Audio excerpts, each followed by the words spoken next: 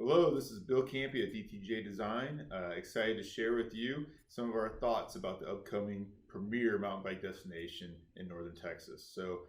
Thank you, Frisco, for having this exciting vision and giving us the opportunity to come back and provide some of our thoughts as part of this proposal. Hope you enjoyed the short video that just is going to be a little bit about us sharing our thoughts, some design, and hopefully demonstrating the ability for Valley Quest and DTJ to really collaborate on creating this world-class destination for mountain biking. Thanks again for watching. Looking forward to meeting you all in person. Thank you. In order to get what we're talking about, the offset is well worth the reroute. So, we have $15 million according to the RFQ. You're not going to spend that putting in, new cross country trails. This is an opportunity to do something much bigger than that. So, it reminds me of other projects we've done where, maybe we bring a bigger vision than maybe even they're thinking. Frisco, Frisco, in my experience, has been all about putting themselves on the map as a community with the ballpark, entertainment center, and all those kinds of things. I think this will be right up their alley. And they're going through their own sort of rebranding as sort of this mecca for health and fitness and wellness in the DFW area. And so this would absolutely land right in the very epicenter of that new branding that they're trying to put out there to the public. And just the fact that this thing is touching this new PGA headquarters, it just screams like signature park. Why is the traction? I think this one can become the same. This will give you guys just a general idea. This is the perspective of, as I was talking, here's all the slope style stuff. Here's the start hill, pump tracks up here. This is the lower dirt jumps. Just to give you an idea of scale as this video is playing. And we have the ability, I'm just saying, Belmont's awesome, but what sucks about it is there's no shade. And if we could go through those trees and whatnot, some of the coolest bike parks are located zigzagging through trees with a little shade cover. This could be this cool with an even better setting. So what I've been working on right now is a program for the park. I think there's obviously the cross country trails they have today, and keeping some type of amount of those and increasing those it seems like very doable for the project. I also think bringing racing to this site, both cyclocross, which is huge in Texas, as well as cross country racing, as well as slalom racing, and setting up a preset venue. So having an award staging area, the podium's already set. You got a pavilion with water and all, that kind of stuff. You have places for people to watch. Your ability to bring a UCI world class, literally the best in the world race to the site is possible with this site. And then, there's also the safety education piece, doing classes out here for elementary kids. And that's a big thing in Texas, that they take them and do those big classes, just like what we did at the youth camp up in Collin County. This could be the bike version of that. The little pump track. So this is almost like a bike theme park in a sense that there's areas for, the 3 to 5 year olds. There's areas for the, 10 to 50 year olds, over here as well. Just made it awesome. And then there's a big open lawn space here. So part of it is we don't have to fill everything with trail. We can fill it with other program elements such as this stuff. We've also got the pond. There could be an opportunity for fishing, kayaking, maybe, or even maybe we can enlarge the pond and get some a little more water sport type things going on too. So just all kind of in keeping with that sports and fitness. Huge. Dave, we could do the old Wisconsin, work on your backflips into the water, the lake move. That's what I was just thinking of. But I do agree, like you guys are saying, that this has to be. You don't want to spend $15 million on a park that's only for a very small portion of the community. And I think they're going to want to have someone like us tell them how they can do that. I think that's going to be a pretty big deal. Yeah, and I think part of that is understanding their needs in terms of total community need of park activities in this area. I do think play is a part of this, no matter what. And what we would hope to see in a park like this is that it will, if done successfully, it's going to bring a massive amount of people into this.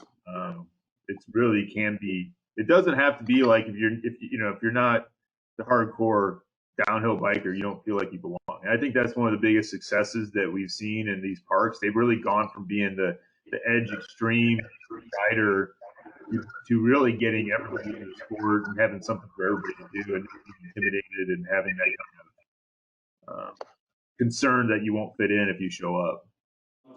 Yeah. Go ahead.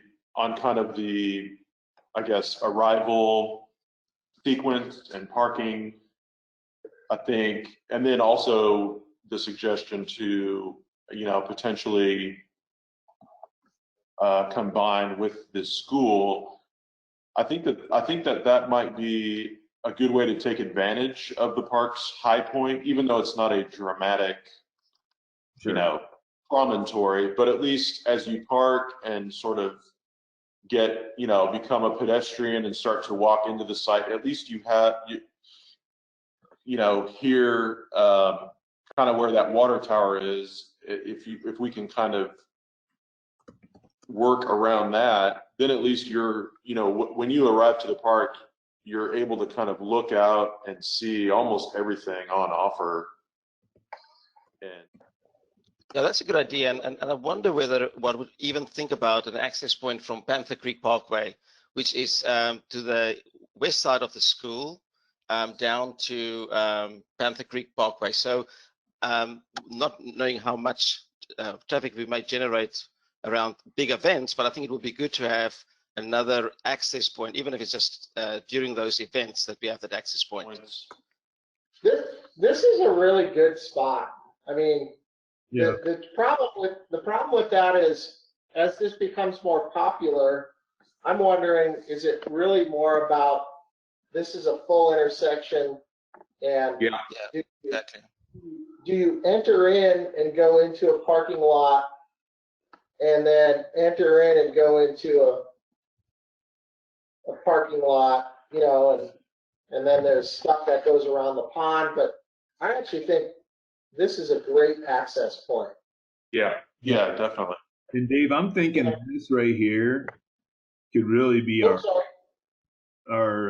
this right here could be really be our kind of central hub place, where you get the pond, you get the pump track, you get the gravity access. So it's like you could come in here, Yep. work or whatever for like the basic most days, and then this becomes this really cool heart place where you're accessing the pond, you're accessing the pump track, you get on the cross, you can get up to the gravity stuff, and it's really visible from the street. That's where you got the pictures of the the podium has the water in the background or whatever. We do something cool there. So that seems to be like a really good kind of hub and spoke kind of methodology.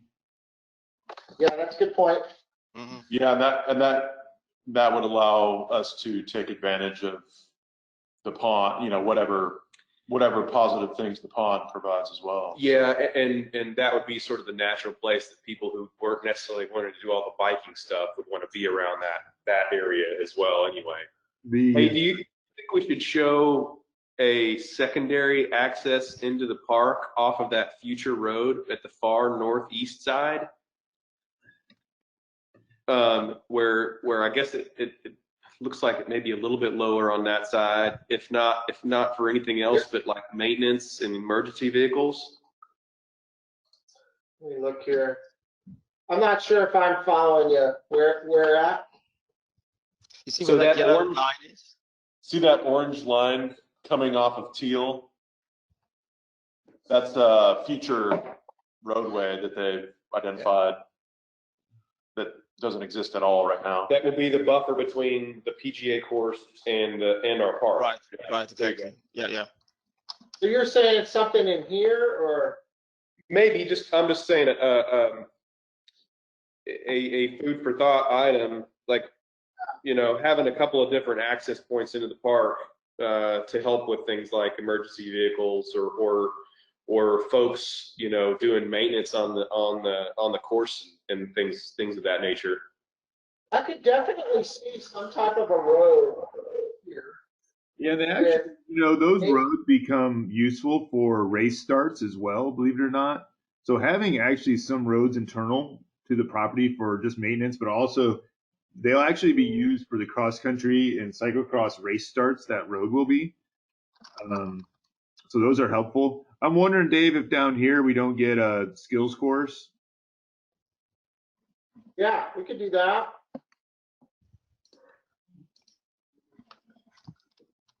Maybe even it, kind of goes and touches the water. It'd be cool to have like a boardwalk that you ride over the water or something. Just, a good Instagram shot for the kids. You always got to have some Instagram shots in this thing. Exactly.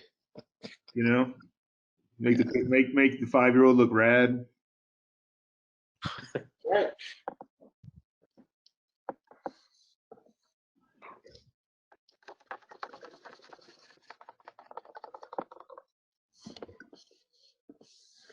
I think when we describe the center hub, we talk about splash play, maybe a for sure, a bike themed actual playground. We talk about water.